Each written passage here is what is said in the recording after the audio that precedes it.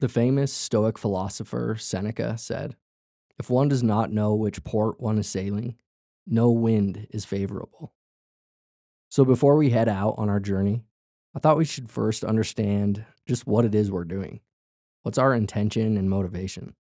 What are you doing here and why? What do you seek? Is there something you hope to find? What is it at bottom that matters most to you? What's your life oriented around?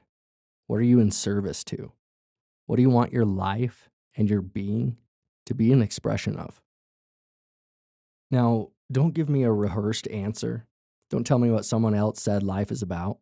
Don't tell me what you think I want to hear or what you think is the right answer. No, search deep within yourself to find your own answer, your own spiritual guide, your own moral impulse.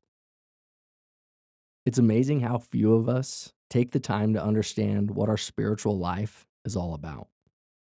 We read book after book, go to church every week, observe the covenants, participate in all the rituals, and yet we don't really understand why we, in fact, do all of this. We simply walk the path someone else carved out for us. This is largely because our cultures and spiritual traditions don't encourage us to think for ourselves. The religions of our parents tell us exactly how we're supposed to live and why. Do A, B, and C, and refrain from X, Y, and Z to get into heaven. And then we accept these beliefs without reflection. And if we do reflect on them or question them, this independent thinking is often quickly combated by our strong impulse to fit in, to conform to the standards and beliefs of our family, community, and culture. Fear sits in the driver's seat. Until you ask yourself these questions, though, what is my life about? What is it at bottom that matters most to me?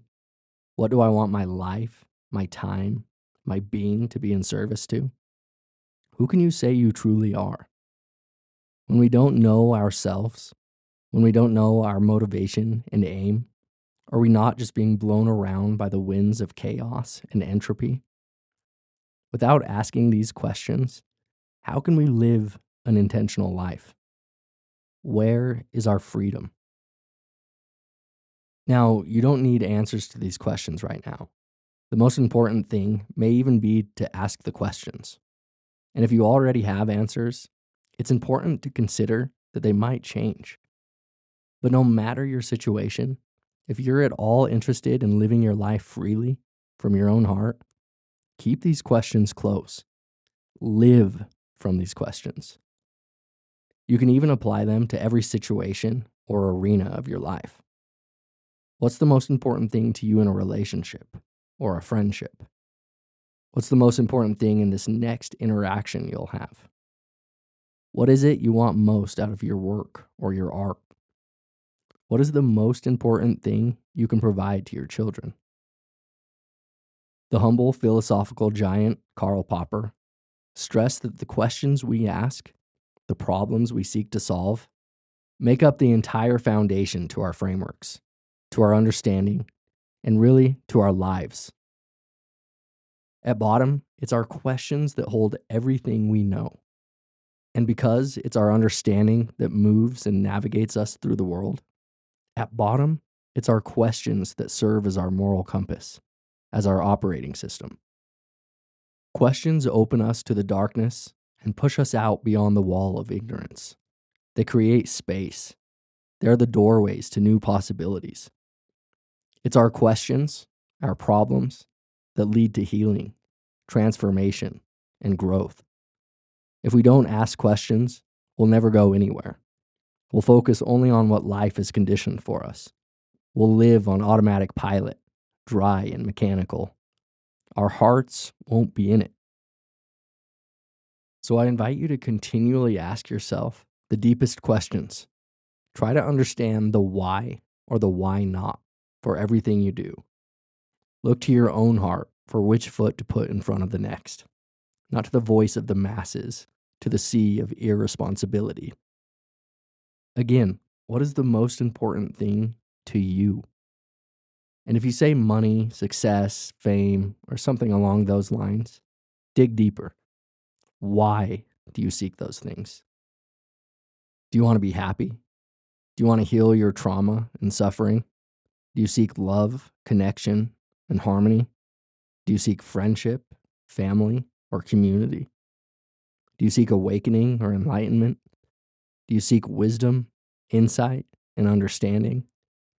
Do you want to be free, entirely at peace? As the spiritual teacher Adyashanti says, the most important thing I believe each of us can do is to come to know what is the most important thing. Until you do, your life doesn't belong to you. Engraved on the entrance to the temple of Apollo was the maxim, "Know thyself, the cost to enter." This invitation I extend to you. Your life and your being are your temple. Enter fully into yourself. Know yourself. Love yourself. Embody yourself fully. And again, no one can do this for you. No one else can tell you who you are or how you should live your life. This isn't something you can learn from a book or a prophet. It's not something you can discover from outside yourself. To know yourself requires an immediate and intimate kind of knowing, a bare knowing. It requires you to go deep into your own heart and mind. It requires sitting with yourself in stillness and in silence. It requires contemplation and meditation, an ardent, awake, loving, and careful investigation of the unfolding of experience. It requires you to look directly at awareness, directly at your own mind. It requires you to look directly at the wide open space of knowing. So before we call it a day, I invite you to sit in stillness for 2 minutes. Enter the temple of your own being and let the silence speak to you as you hold these questions close to your heart. What do I want my life to be about? What do I want my being to be an expression of? What is it at bottom that matters most to me?